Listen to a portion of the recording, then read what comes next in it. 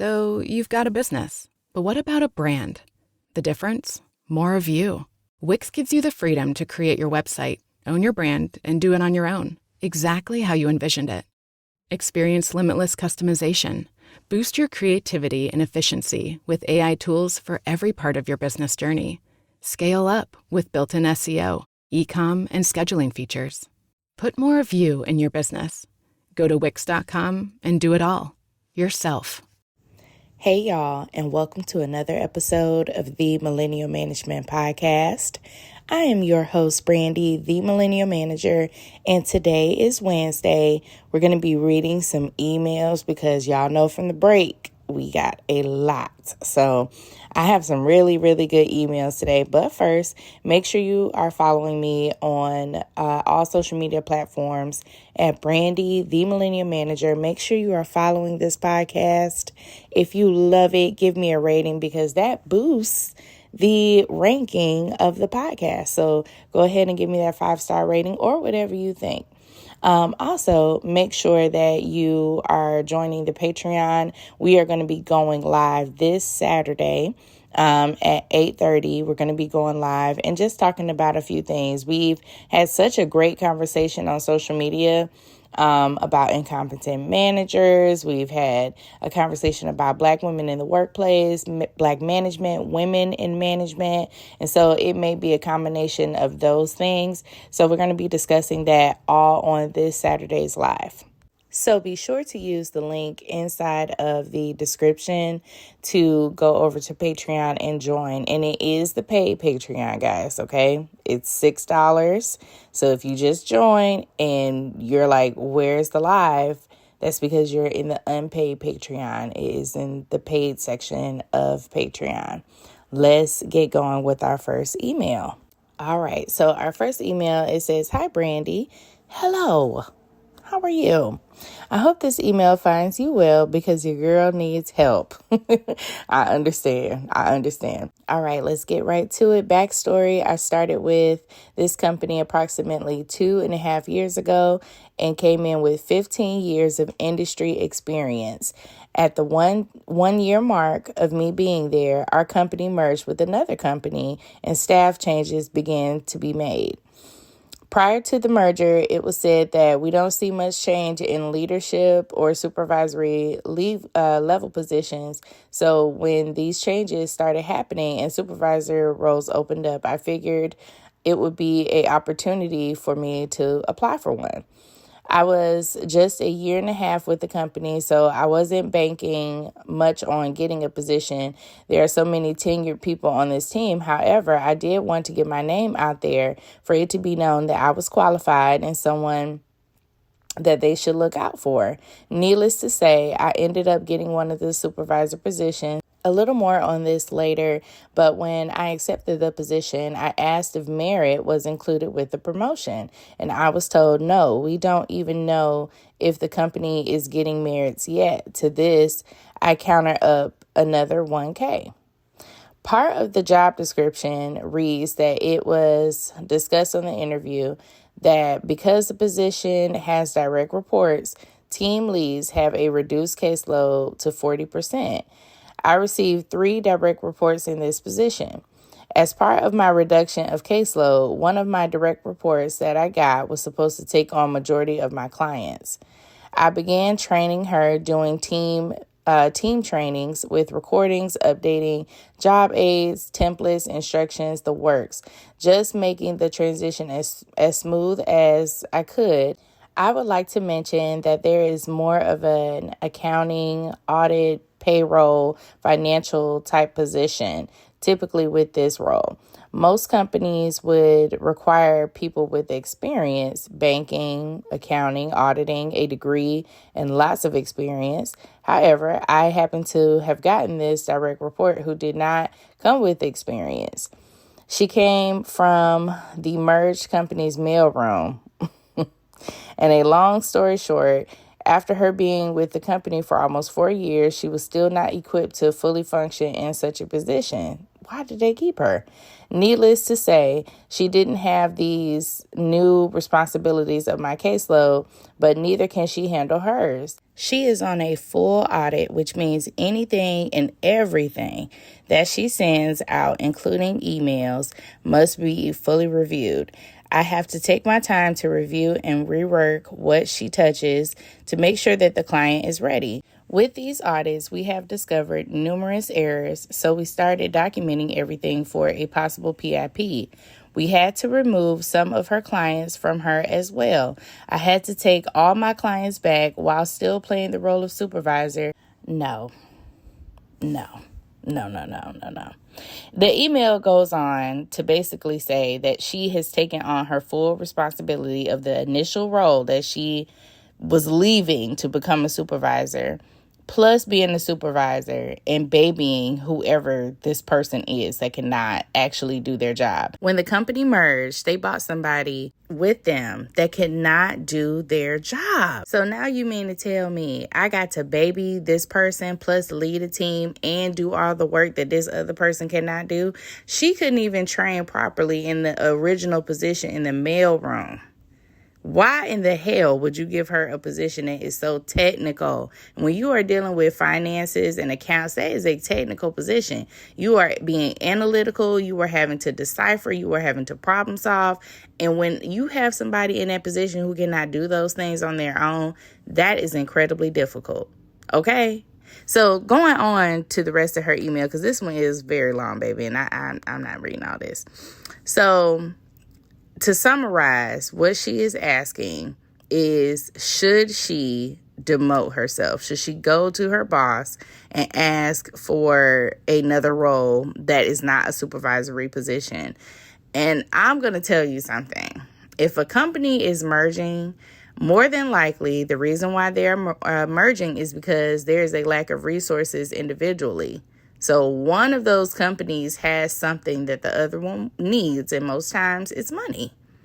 So if you are to do that and put yourself in a position, more than likely they're going to remove you eventually.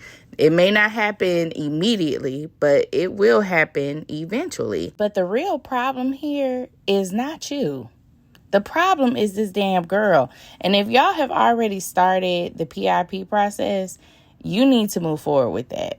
You need to find, you don't even have to look for a reason, to be honest. Clearly, this woman is not able to retain the information that it takes to operate in this position, and it has been shown time and time again. So what you need to do is you need to go to your boss and tell her, look, she is not pulling her weight. I am doing all of my work, okay, and hers, and supervising, okay? This is crazy. No, you need to go to your boss and you need to tell them, not for a demotion. We're not demoting ourselves. We're not going back. However, we are going to get rid of this damn girl, okay? Whoever this person is that cannot do their job, I don't care how much they enjoy her. She is not holding up to what they need. She's not meeting the deadline. She's not meeting the regular function of this job, the bare minimum. We are not talking about above and beyond, okay? We're talking about regular job function. She cannot do. So you're trying to remove yourself when this is not you. That damn girl is the problem. Your manager, you need to go to them and tell them, this girl is not working. This position is not working. She is not doing well. She is not succeeding. She is not even meeting expectations. Okay? So you definitely need to say something about this. I don't think that the route is demoting yourself. I also don't think that leaving is the option, because this seems like you liked this company before all of this happened. But this person, that's your problem. You need to get rid of her. And you need to get rid of her quick. You need to get somebody in a job that can actually do it, because clearly there's the problem. She should not be in this position. Y'all need to find something else for her that is a little more easy in her speed if you decide to keep her. But that's the problem. It is not like you need to remove yourself from management altogether, because your other two employees, they're doing just fine. She is the problem. Take her out of the equation immediately. All right, and on to email number 2. This one says, hello, this is Betty. Hey, Betty girl. Recently, I went to the bathroom at work. I already know where the fuck this about to go. I already know. Oh, my God. Recently, I went to the bathroom at work, and when I got back to my desk, the GM was in my office, and someone from her office was trying to answer and direct calls. I was aware that I was in the bathroom longer than I usually am. When I walked in, the GM says, "Where were you?" I replied, "In the bathroom." She was flailing her arms around and said, "I have been gone for 15 minutes. I replied, "No, ma'am, I was not." She had been on a call on her cell phone and looked at her phone and said, "I've been on this call since I've been in here for 6.5 minutes. I replied, "Well, maybe I was gone for more than 6 minutes, but definitely not 15. I pointed to the sign that we have to put on our desk that states we're away and we'll be back soon. I told her I put the sign out. This situation had never happened to me before. She said, "This is a business and the phones being answered is the hub of the business. If the phones aren't answered, people will think that we're closed." I was stunned. I was stunned because due to this never happening to me before, I thought I should have been asked, "Where were you? Are you okay?" Or "Are you okay?" Why would you think that? I don't know why you would think that. Since I've never been gone long enough for someone to be concerned about the phones. In my office, evening shifts are covered by one person, but day shifts and midday shifts are 2 people.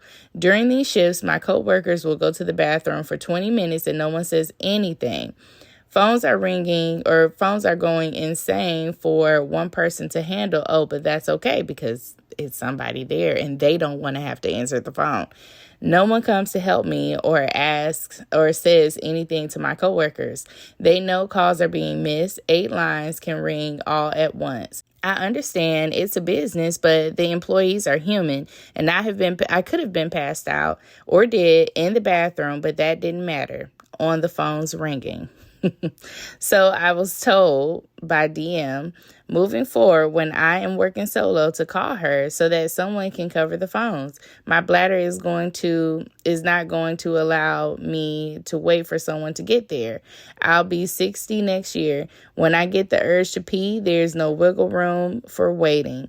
So what I do now is call and say, "I'm going to the bathroom," and I just go.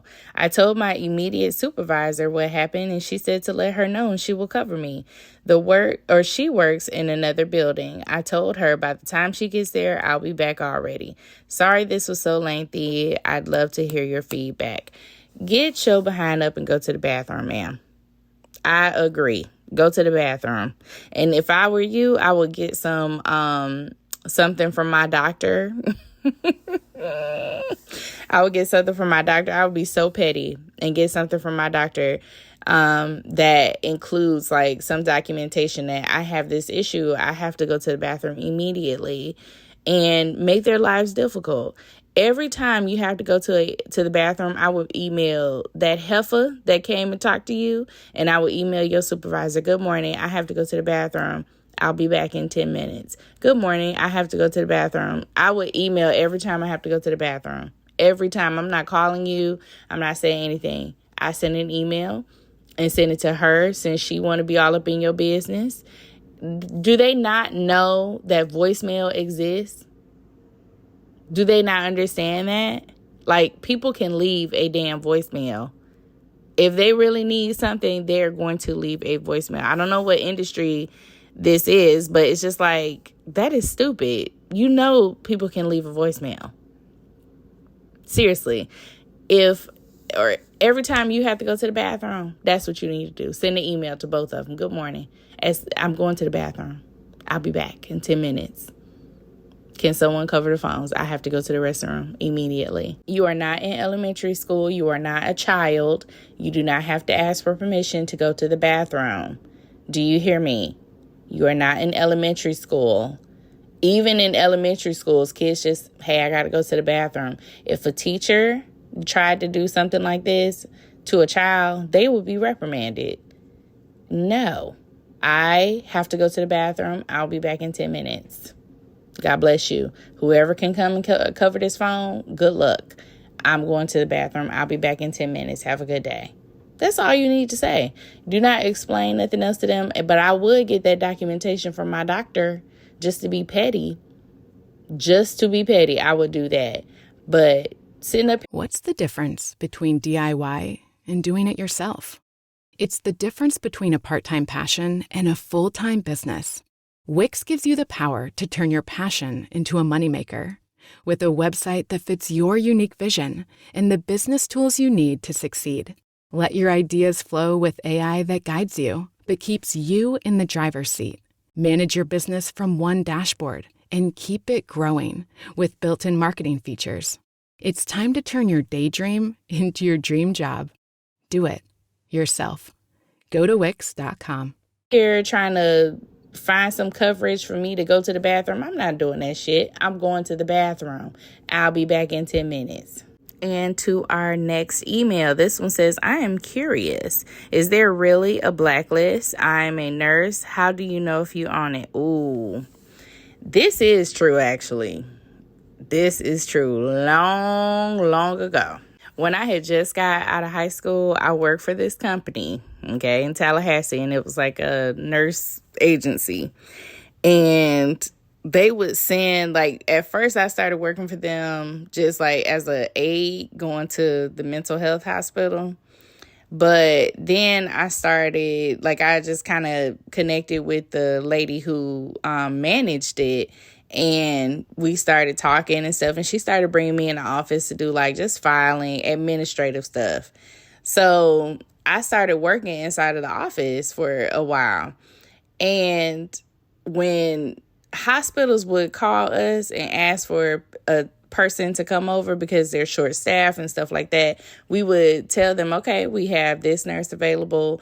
Or they would say, do not send this nurse. So, like, they call and say, hey, we need somebody, but we do not want Susie Johnson.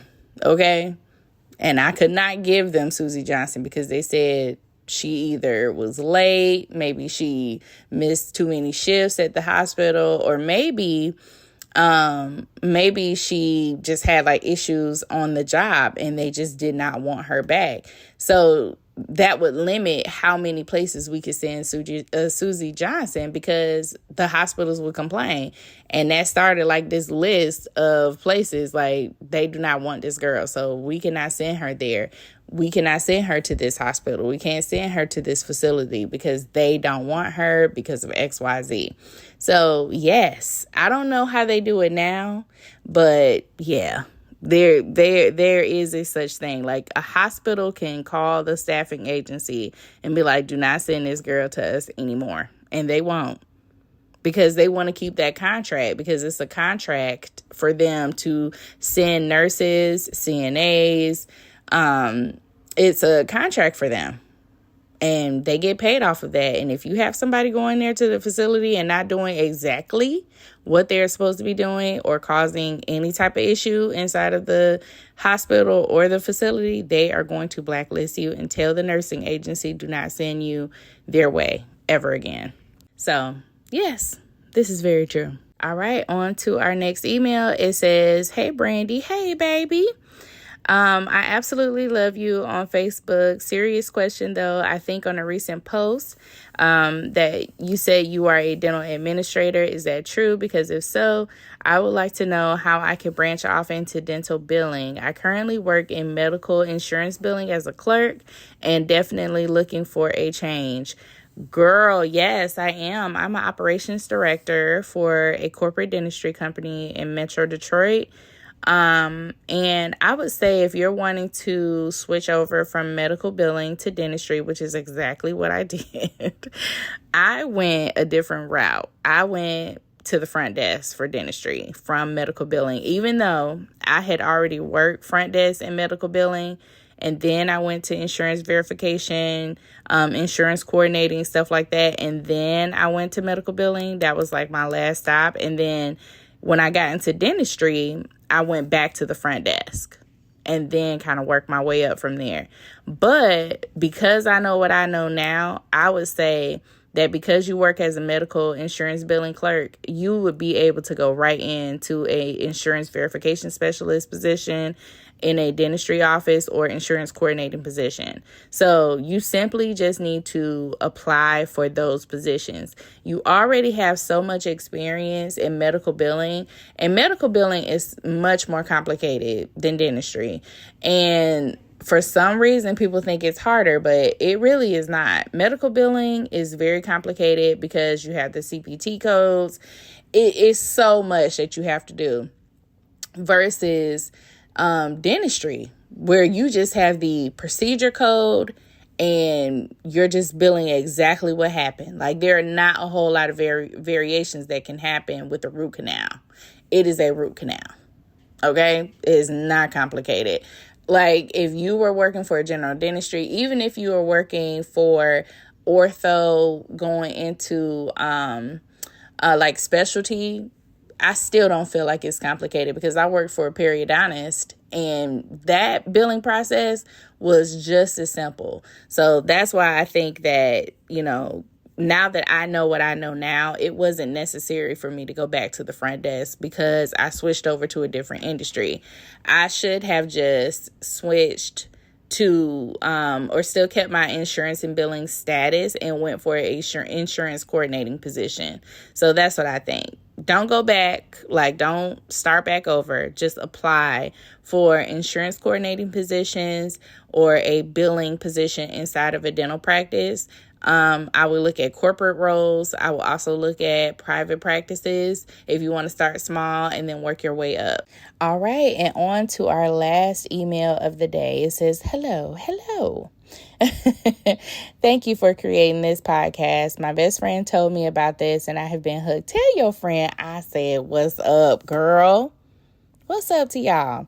She just left her job and I can tell she is really at peace and with less stress. Praise the Lord. I'm so happy to hear that because we want you earthside, girl. Like, stress will kill you.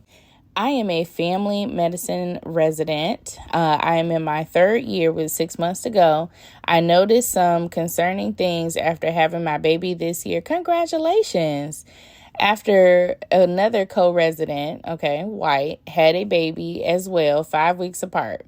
I'm a Black physician and noticed some bullshit over the few months, but wondering if I am overreacting because there are some hormonal imbalances that may be making me emotional lately.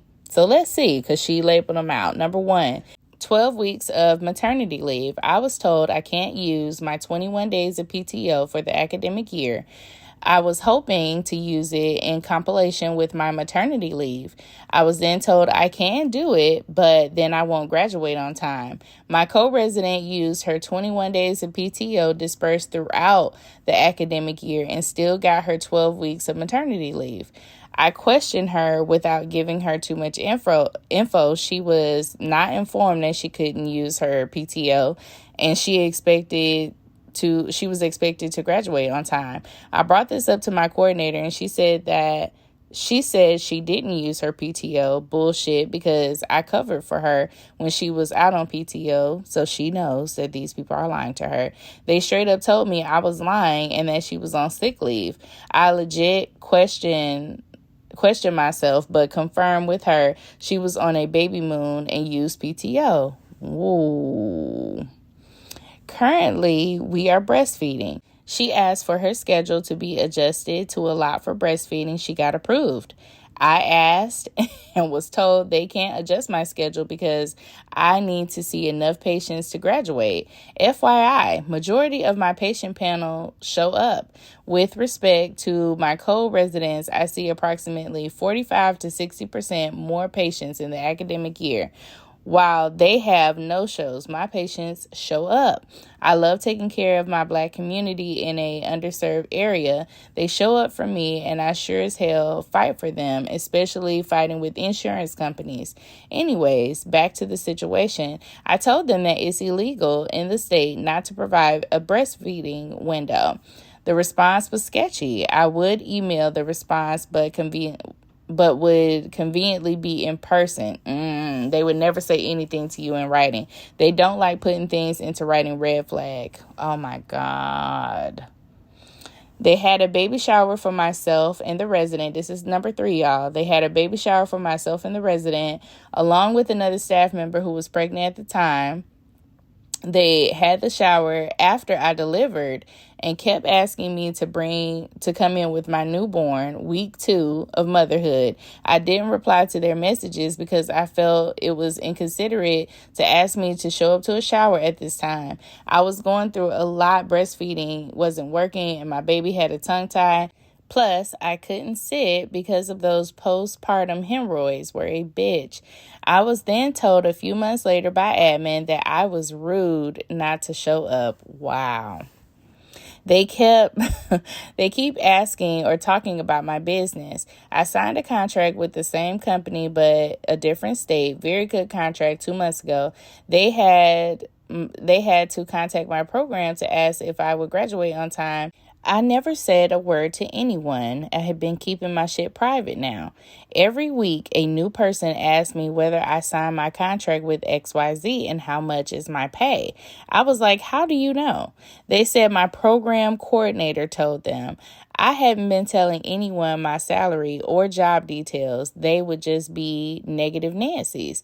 How do I respond to this shit? I feel like I can't keep anything professionally to myself. I noticed they don't broadcast any of my white coworkers' personal business like they do mine. I feel I am fed up, honestly. Am I crazy for thinking that this is a form of discrimination in the workplace? Number 4 may not be. I was hoping for advice to navigate the next 6 months in this hellhole. I have been warned against retaliation by Black physicians who graduated through my program. They said to them, we are just a face for diversity. They don't give a shit about our wellness. So am I crazy for thinking this way? No, you are not. You are not fucking crazy. Like, even the 12 weeks thing, like, they cannot tell you how much time you have to be off. They cannot tell you that. The doctor is who is going to tell you that. And if there is really some type of issue with you graduating, then someone, legally would put that in writing for you. But verbally, everything that they have told you is verbal, which means that does not stand. It needs to be in writing for something like this. The second thing that you put in here was breastfeeding. They cannot tell you that you cannot breastfeed. Okay? Do y'all understand me? In every state, there is some type of legislation protection for this, for new mothers when you come back. Okay? So if anybody tries to tell you otherwise, don't even fucking listen to them. I need a break. Every 4 hours, I need to bump. Period. Okay? Thank you. Number 3, when they had that baby shower, you did the right thing. There is something that happens inside of workspaces. First of all, it just happens in society altogether. But then when you put all these people in the workplace, it's more amplified. People think that you owe them something. I don't owe you my baby. I don't have to bring my baby around you. I just had a baby. These heifers is still pregnant. Okay? They're still pregnant. They have not experienced birth. They have not gone through anything. So yes, they can be present, but I am not. You don't have to know anything about me. You don't have to know my personal business, but in the workspace, a lot of white people feel like they have to know you. A while back, I told a story about how a manager pulled me in the office and complained to me that my coworkers complained that they did not know me. They feel like they don't know anything about me. All they know is that I'm married and have 3 children. That's all the fuck you need to know. Everything else is work related. Why do you need to know anything else about me? They complained that I don't talk enough, that I don't engage enough. And sadly, honey, there is no getting around this. because they're everywhere. It's people at work that want to know everybody's personal business because they share all the personal business of their lives. So they feel like you should be like that as well. No, I don't. And then when you push back, they feel like, how dare you? How dare you tell me it's not my business? You should be available to me at all times. It goes back to the boundaries that we should have in the workplace. You did the right thing by not showing up or responding to any of their messages. You had just given birth to your child. You are not crazy. Okay? A lot of times after the birth, you're like, okay, let me revisit these ideas and see if I'm really tripping. You're not tripping at all. I agree with you 1,000,000%. Okay? Your advisors, those black doctors that you talk to, they told you right. Shut up. Do not say anything. You are on the cusp of graduation. You have already signed your contract. You have already done the things to get out. You need to keep your head down and shut your mouth because you are on your way out. The bitch of the program director that you have that is out here telling your business, I would just say, I don't even know what you're talking about. I don't know. When they ask, have you signed it? I don't know what you're talking about. Act like you don't know nothing. Because then they won't have anything else to come to you about. Then they'll be like, oh, she said she didn't know anything about what I was talking about. Don't ask them how they know. Because then you're confirming something. I don't know anything about what you're talking about. I'm not sure. Not sure. Don't give them anything.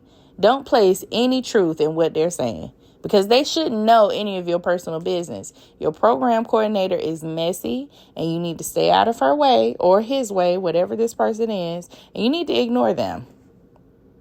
You need to ignore them. The black doctors that you talked to were 100% correct. They can come after you and they will find a way. They will find a way. You are so close to your goal of graduating and moving on with your life. I would not even remotely give this any oxygen. Okay? Suffocate them. I don't know what you're talking about. So yeah, I don't think you're crazy. And y'all on these jobs, keep your mouth shut, just like this baby is doing. Do not say anything. Because you don't owe them any explanation. You don't owe them any reason. You don't owe them anything. You don't have to tell these people anything. They demand that you show up. You don't have to tell them nothing. You do not even have to tell them that you're pregnant. You know that you could just be walking around one day and your belly drop. You do not have to tell them anything. That is all like just a casual conversation thing. You do not have to tell your employer that you are pregnant. Okay?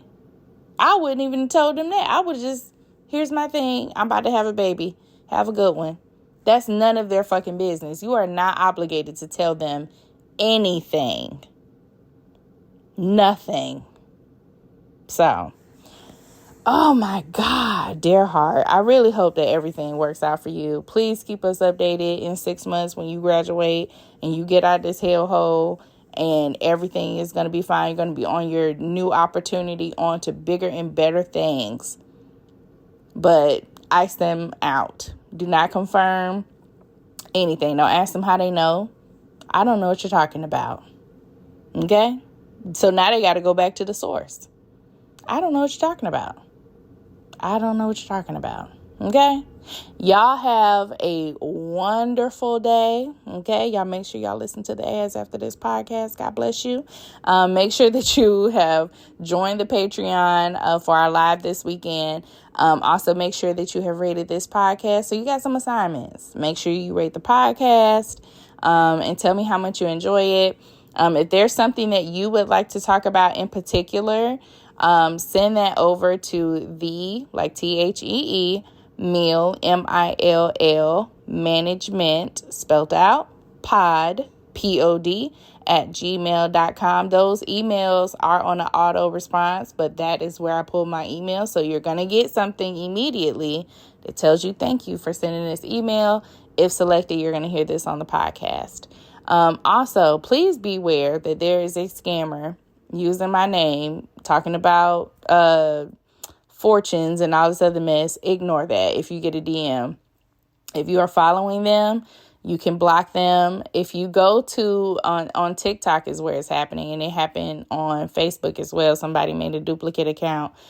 If you go to TikTok and you look up users, you type in The Millennial Manager, you're going to see me, of course, with the over 180,000 followers, or maybe 190 now, I think is where it's at. You're going to see some other accounts, and they're all significantly smaller. Those are the ones you need to block. When you look up The Millennial Manager under users on TikTok in the search bar. So make sure you block them. Do not schedule nothing with them. Those are scammers. I do not know those people. And that's it for today. So I hope y'all have a wonderful rest of your work week. I will see y'all on Friday with our main episode, and we got some hot topics for the main episode. I will see y'all on Friday. You have a wonderful day, and I'll see y'all on the internet. Bye. Bombas makes the most comfortable socks, underwear, and T-shirts. Warning, Bombas are so absurdly comfortable you may throw out all your other clothes. Sorry, do we legally have to say that? No, this is just how I talk, and I really love my Bombas. They do feel that good. And they do good, too. One item purchased equals one item donated. To feel good and do good, go to bombas.com/listen and use code LISTEN for 20% off your first purchase. That's BOMBAS.com/listen and use code LISTEN at checkout. It's time to turn your daydream into your dream job. Wix gives you the power to turn your passion into a moneymaker with a website that fits your unique vision and drives you towards your goals. Let your ideas flow with AI tools that guide you, but give you full control and flexibility. Manage your business from one dashboard and keep it growing with built-in marketing features. Get everything you need to turn your part-time passion into a full-time business. Go to Wix.com.